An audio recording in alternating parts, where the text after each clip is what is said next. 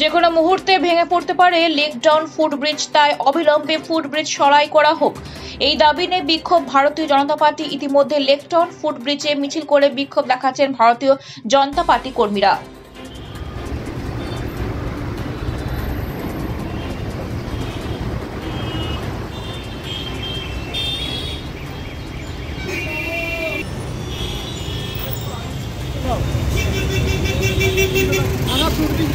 বিজেপির আন্দোলন